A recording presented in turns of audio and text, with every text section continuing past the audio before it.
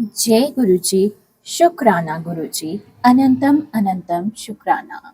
आज भी इस दिव्य महापुराण पाठ को शुरू करवाने के लिए, सारी संगत को ब्लेस करने के लिए गुरुजी आपका बहुत बहुत शुक्राना। संगत जी, कृपया इस पाठ को आप बहुत ही ध्यानपूर्वक सुने और बेहद अंत तक सुने, क्योंकि इस पाठ की महिमा आप सभी जानते हैं। जय गुरुजी। शुक्राना गुरुजी।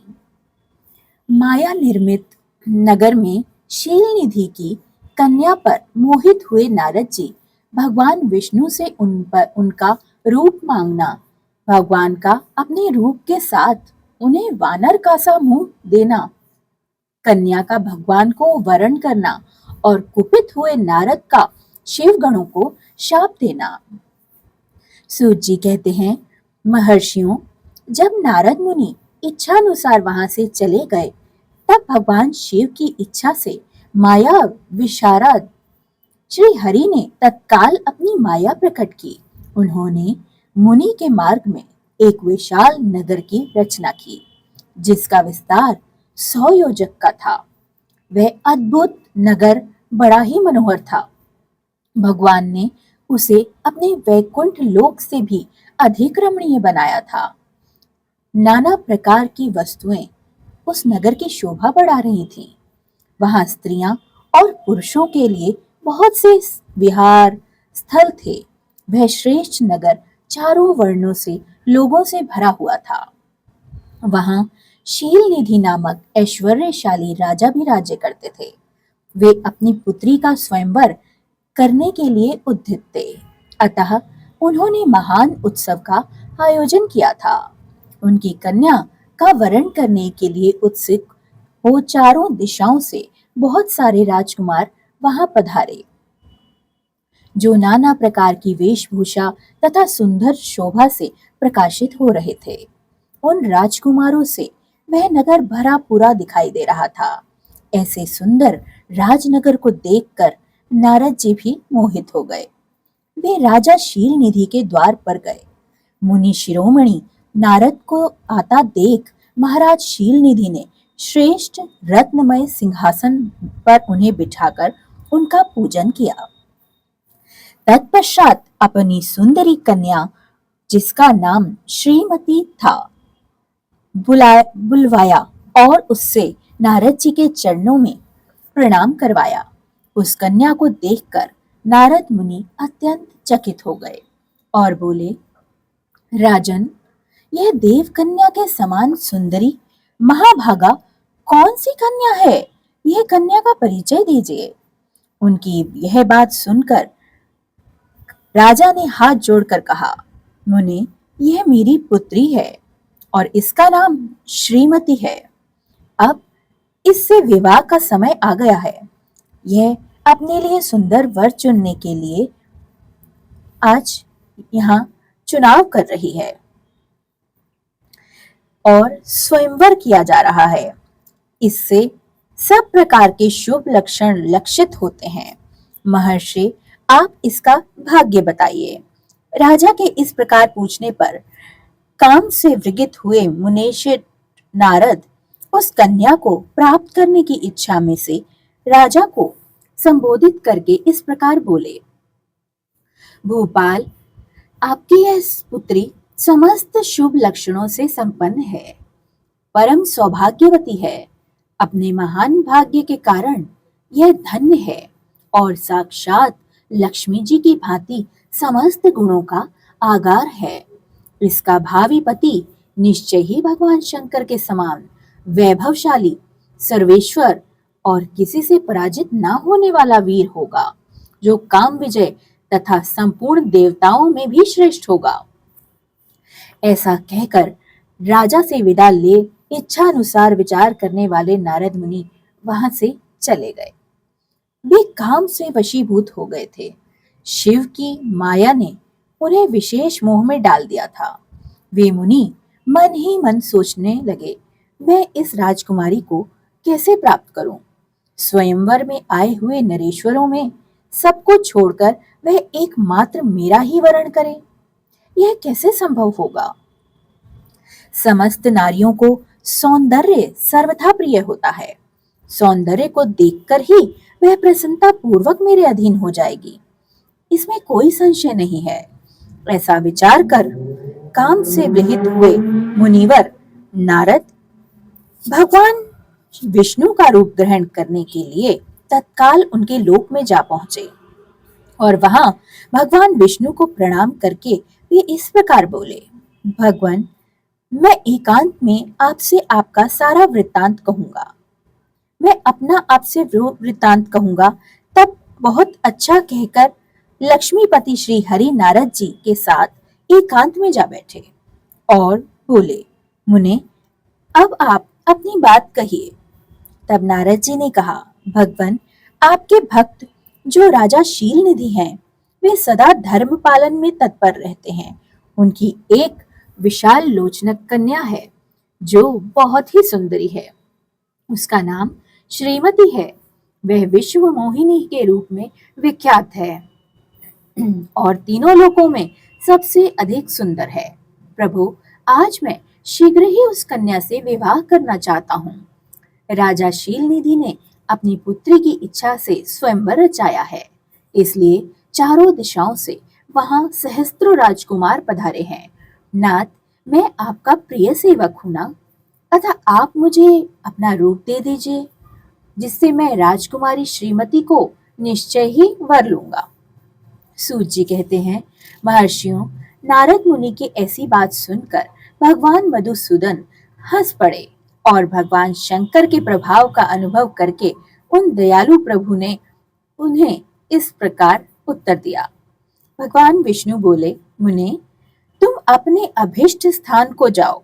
मैं उसी तरह तुम्हारा हित साधन करूंगा, जैसे श्रेष्ठ वैद्य अत्यंत पीड़ित रोगी का करता है, क्योंकि तुम मुझे विशेष प्रिय हो।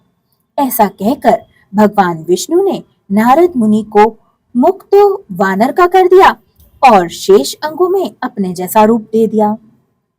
अब नारद मुनि अत्यंत दुर्लभ विकार में आ गए। उनका मुख वानर का और बाकी अंग विष्णु भगवान जैसे। तो वहां से अंतर ध्यान हो गए और भगवान की पूर्वोक्त बात को सुनकर और उनका मनोहर रूप प्राप्त हो गया समझकर नारद मुनि को बड़ा हर्ष हुआ। वे समझे, मैं अपने मनोहर रूप में आ चुका हूँ। वे अपने को कृत्य मानने लगे। भगवान ने क्या प्रयत्न किया है, इसको वे समझ ना सके। तदंतर मुनि श्रेष्ठ नारद शीघ्र ही उस स्थान पर जा पहुंचे जहां राजा शीलनिधि ने राजकुमारों से भरी हुई स्वयंवर सभा आयोजित की हुई थी। वे प्रवरों, राजपुत्रों से घिरी हुई वह दिव्य स्वयंवर सभा दूसरे इंद्र सभा के समान अत्यंत शोभा पा रही थी। नारद जी उस राजसभा में जा बैठे और वहां बैठकर प्रसन्न मन से बार बार यही सोचने लगे कि मैं भगवान विष्णु के समान रूप धारण कर कर आया हुआ हूँ, अतः वह राजकुमारी अवश्य मेरा ही वरण करेगी, दूसरे का नहीं। मुनि श्रेष्ठ नारद को यह ज्ञात नहीं था कि मेरा मुंह कितना कुरूप हो गया है। उस सभा में बैठे हुए सब मनुष्यों ने मुनि को उनके पूर्व रूप में ही देखा था। राजकुमार आदि कोई भी उनके रूप से परिवर्तित नहीं रहस्यों को न जान सका। वहां नारद जी की रक्षा के लिए भगवान रुद्र के 2 पार्षद आए थे, जो ब्राह्मण का रूप धारण करके गूढ़ भाव से वहां बैठे थे। वे ही नारद जी के रूप परिवर्तन के उत्तम भेद को जानते थे। मुनि को कामावेश से मूढ़ हुआ जान वे दोनों पार्षद उनके निकट गए और आपस में बातचीत करते हुए उनकी हंसी उड़ाने लगे। परंतु मुनि को तो काम से विहिल हो चुके थे, अतः उन्होंने अब उनकी यथार्थ बात भी अनसुनी कर दी। वे मोहित हो श्रीमती को प्राप्त करने की इच्छा से उसके आगमन की प्रतीक्षा करने लगे। इसी बीच में वह सुंदरी राजकन्या स्त्रियों से घिरी हुई अंतःपुर से वहां आई।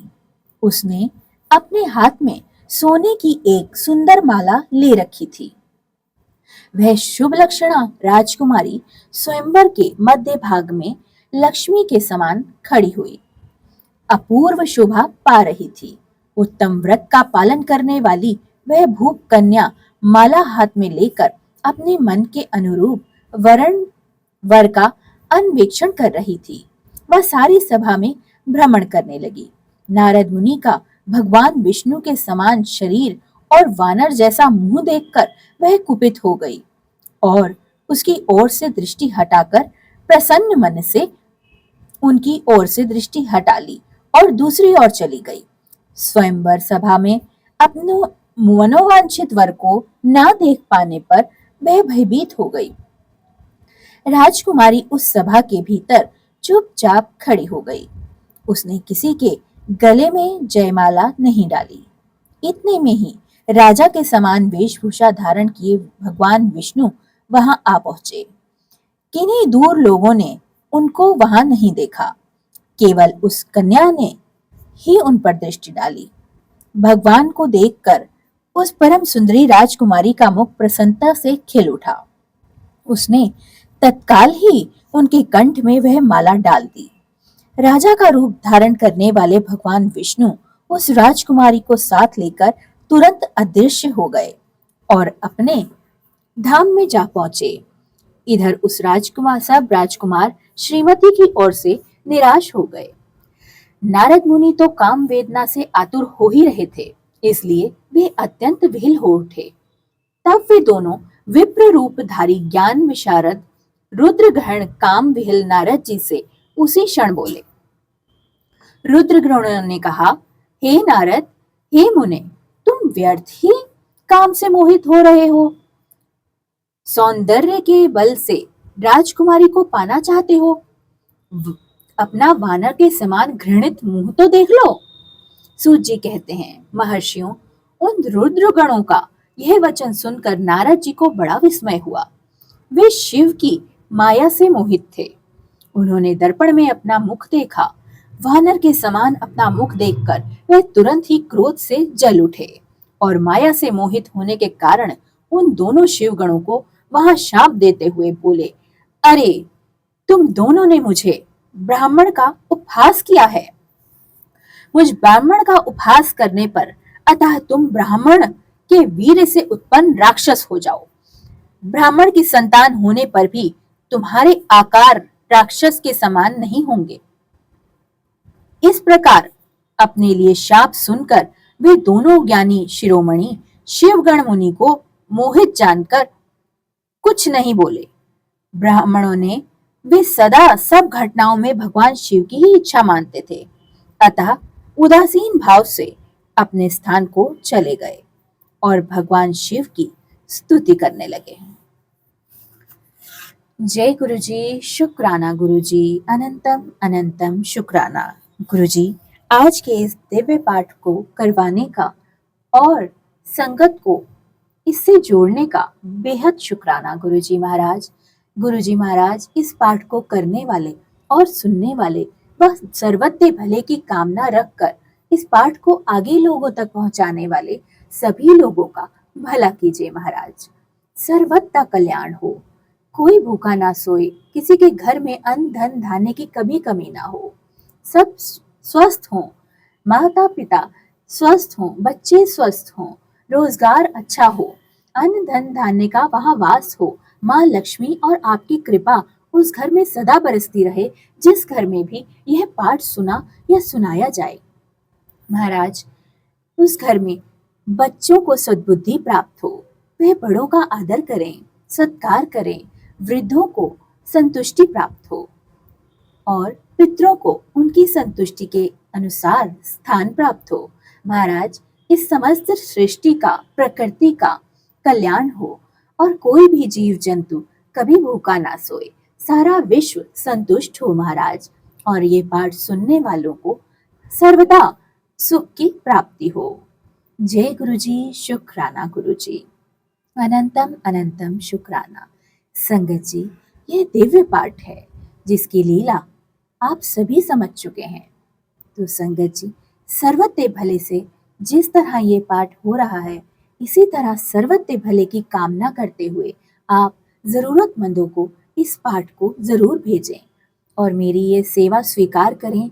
इस चैनल को ज़रूर सब्सक्राइब करें ताकि मेरी भी ये सेवा सर्वत्र भले के लिए गुरुजी महाराज को कबूल हो पाए। और जैसे कि ये सेवा है कि ज़्यादा से ज़्यादा लोग इससे जुड़ें, मेरी मदद करें और इस पाठ को आगे शेयर ज़रूर करें। जय गुरुजी। शुक्राना गुरुजी, अनंतम अनंतम शुक्राना।